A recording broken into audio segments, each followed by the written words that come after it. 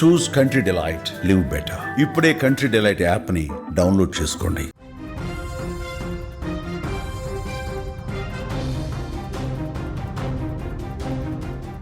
Philippines దేశం తుఫాన్ బీభత్సంతో అల్లాడిపోతుంది. 2025లోనే అంటే ఈ యొక్క 10 నెలల్లోనే 20 తుఫాన్లు ఫిలిప్పీన్స్ దేశాన్ని సర్వనాశనం చేసేశాయి. మరీ ముఖ్యంగా ఇప్పుడు వచ్చినటువంటి కల్మెగి తుఫాన్ విధ్వంసం అంచనాలకు అందని విధంగా ఉందని అక్కడి అధికారులు వెల్లడించారు. ఒకసారి విజువల్స్లో చూస్తే మనకు కూడా అర్థమవుతుంది.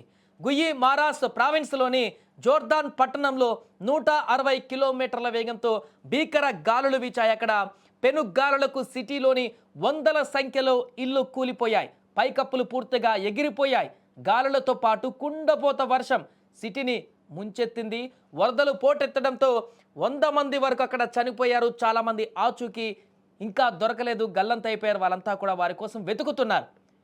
విపరీతంగా కొనసాగుతున్న ఈ సంవత్సరంలో అక్కడ తుఫాన్లు ఇప్పటివరకు 10 నెలల్లోనే 20 తుఫాన్లు వచ్చాయంటే అర్థం చేసుకోవచ్చు ఆ దేశ పరిస్థితి ఏ రకంగా ఉందనేది. అల్లాడిపోతున్నారు అక్కడ ప్రజలు. వరుసగా వస్తున్నటువంటి తుఫాన్లతోటి ఈ సంవత్సరంలోనే ఎందుకిన్ని తుఫాన్లు వస్తున్నాయని కూడా అల్లాడిపోతున్నారు అక్కడి ప్రజలు. వరుసగా జరుగుతున్నటువంటి విధ్వంసాలతో తట్టుకోలేకపోతున్నారు. తాజాగా వచ్చినటువంటి తుఫాన్ మిగతా 19 తుఫాన్లతో పోల్చితే ఇది మరింత ఉగ్రరూపం దాల్చినటువంటి తుఫాన్గా మారింది. అక్కడ 160-170 కిలోమీటర్ల వేగంతో గాలులు వీచాయంటే అర్థం చేసుకోవచ్చు. మనుషులను మొత్తం కూడా పూర్తిగా గాల్లోకే ఎగిరించుకుపోయేటువంటి విధంగా అక్కడ గాలుల తీవ్రత కొనసాగింది. జోర్దాన్ పట్టణంలో 160-170 కిలోమీటర్ల వేగంతో భీకర గాలులు వీచాయి. అక్కడ గుయి మారాసు ప్రావిన్సెస్లోని జరిగిన సంఘటనలు ఇవన్నీ కూడా.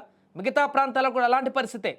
ఒక దగ్గర తుఫాన్ బీభత్సం కొనసాగుతుంది, ఒక దగ్గర గాలుల బీభత్సం కొనసాగుతుంది, మరొక దగ్గర వర్ష బీభత్సం కొనసాగుతుంది, మరొక దగ్గర వరద బీభత్సం కొనసాగుతుంది. పూర్తిగా పద్మవ్యూహంలాగా మారి ఆ ప్రాంతాన్ని అల్లకల్లోలంగా చేస్తున్నాయి. అన్ని రకాలుగా ఇబ్బంది పెడుతున్నాయి అక్కడ ప్రజలని. ఒక దగ్గర వర్షం హెవీగా ఉంటే ఇంకో దగ్గర గాలుల తీవ్రత హెవీగా ఉంటుంది, ఇంకొక దగ్గర వరదల తీవ్రత హెవీగా ఉంటుంది వర్షాల కారణంగా వచ్చిన పరిస్థితి. ఇలా ప్రజలందరూ కూడా అక్కడ ఏం చేయాలో అర్థం కాక వణికిపోతున్నారు. ప్రాణాలను కాపాడుకోవడానికి అరచేతిలో ప్రాణాలను పెట్టుకొని పరుగులు తీస్తున్నటువంటి దృశ్యాలు అక్కడ కనిపిస్తున్నాయి. అక్కడ స్థానికులందరూ కూడా అప్రమత్తం చేస్తున్నారు. అధికారులు సేఫెస్ట్ ప్లేస్లకు వెళ్ళిపోవాలని చెప్పేసి అంటున్నారు. అయినా కూడా ఎక్కడికి వెళ్ళినా కూడా అలాంటి పరిస్థితి ఏర్పడుతుంది. ఫిలిప్పీన్స్ అవి చిన్న దీవుల మాదిరిగా ఉంటాయి. చుట్టేసి పూర్తిగా అక్కడ ఈ రకమైనటువంటి తుఫాన్ బీభత్సాలు అయితే కొనసాగుతున్నాయి. ఇంకా 20 తుఫాన్లు అంటే అర్థం చేసుకోవచ్చు.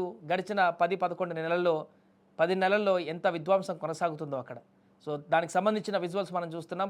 ఇప్పుడు వచ్చినటువంటి తుఫాను ఇది మరింత ఎక్కువ తీవ్రత కనబరిచినట్టుగా కనపడుతుంది. మొత్తం ఇల్లులు పూర్తిగా మునిగిపోయే వరద కారణంగా చూస్తున్నాం. కొట్టుకుపోతున్న రోడ్డు మీద ఒక ఇల్లు పైకప్పు మొత్తం కొట్టుకుపోతున్నటువంటి దృశ్యాలు. కార్లు అయితే ఇంకా అందులో వరదతో పాటుగా బొమ్మలు కనుక కొట్టుకుపోయినట్టు ఆ కార్లో వెళ్ళిపోతున్నటువంటి దృశ్యాలు మనకు కనిపిస్తున్నాయి. ఎంత భీకరమైనటువంటి పరిస్థితి అక్కడ ఉందో అనే దానికి ఒక నిదర్శనంగా ఈ విజువల్స్ మనం చూడొచ్చు. పూర్తిగా అక్కడ పార్కింగ్లో ఉన్నటువంటి కార్లన్నీ గల్లంత అవుతున్నాయి. ఆ వచ్చిన గాలులకి ఇల్లు పైకప్పు కూలిపోయి పడ్డటువంటి పరిస్థితి. అవి కూడా ఈ వరదలో ఆ పైకప్పులన్నీ కూడా కూలిపోయినటువంటి పైకప్పులు ఏవైతే ఉన్నాయో అవన్నీ కూడా ఈ వరదల్లో కొట్టుకుపోతున్నటువంటి పరిస్థితి. లారీ మీద ఉండేటువంటి పెద్ద ఎక్కువ ఏదైతే ఉంటుందో ఆ లోడ్కి సంబంధించింది అది కూడా కొట్టుకుపోతున్నటువంటి దృశ్యాలు మనకు కనిపిస్తున్నాయి. ఎక్కడ కూడా ఆ ప్రాంతం అంతా కూడా పూర్తిగా ఒక నదీ వాతావరణం తలపిస్తుందని చెప్పొచ్చు. ఒక రకంగా పూర్తిగా ఎక్కడ చూసినా కూడా కంటి చూపు మేర మొత్తం కూడా ఆ వరద ప్రవాహం, నీళ్ళల్లో మనుషులు ఉంటున్నారా, మనుషుల ప్రాంతానికి నీళ్ళు వచ్చాయా అనేటువంటి విధంగా అక్కడ పరిస్థితులు ఏర్పడ్డాయి. ఏదేమైనా కూడా ప్రస్తుతం ఆ తుఫాన్ ఎఫెక్ట్కి అయితే ప్రజలు అక్కడ అల్లాడిపోతున్నారు.